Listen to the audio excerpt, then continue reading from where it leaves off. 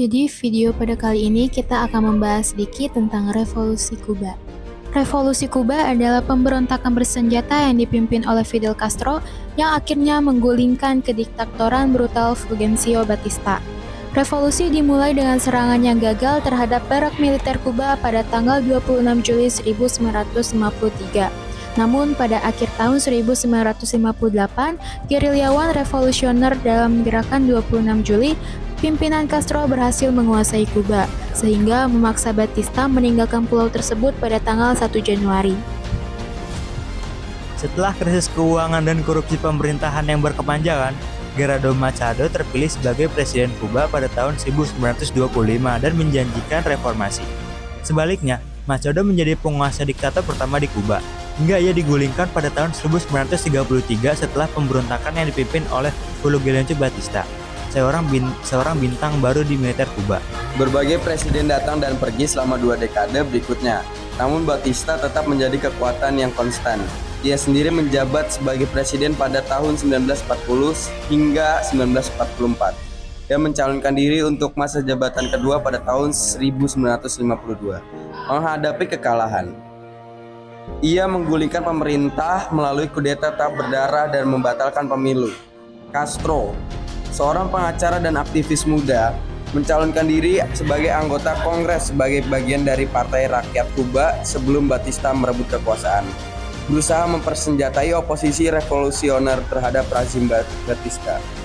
Ia memimpin serangan terhadap barak tentara Moncada di kota Santiago de Cuba pada tanggal 26 Juli 1953. Sebagian besar kelompok tersebut terbunuh. Castro dan adik laki-lakinya, Raul, melarikan diri namun kemudian ditangkap dan dipenjarakan. Revolusi Kuba dimulai pada bulan November 1956. 82 orang yang mewakili gerakan 26 Juli berlayar dari Meksiko dengan kapal Granma, sebuah kapal pesiar kecil. Pasukan Batista mengetahui serangan tersebut sebelumnya dan menyergap kaum revolusi tak lama setelah mereka mendarat di daerah terpencil di bagian timur Kuba pada tanggal 2 Desember 1956. Meskipun sebagian besar kelompok tersebut terbunuh, sekitar 20 dari mereka melarikan diri, termasuk Fidel dan Raul Castro. Dan salah satu rekrutan asing Castro, dokter kelahiran Argentina Ernesto Che Guevara. Hubungan Amerika Serikat dan Kuba rusak. Amerika Serikat adalah salah satu negara pertama yang mengakui pemerintahan Castro di Kuba. Namun, hubungan kedua negara dengan cepat memburuk ketika Castro menerapkan rezim komunis dan menjalin hubungan dekat dengan Uni Soviet, musuh Amerika Serikat dalam Perang Dingin.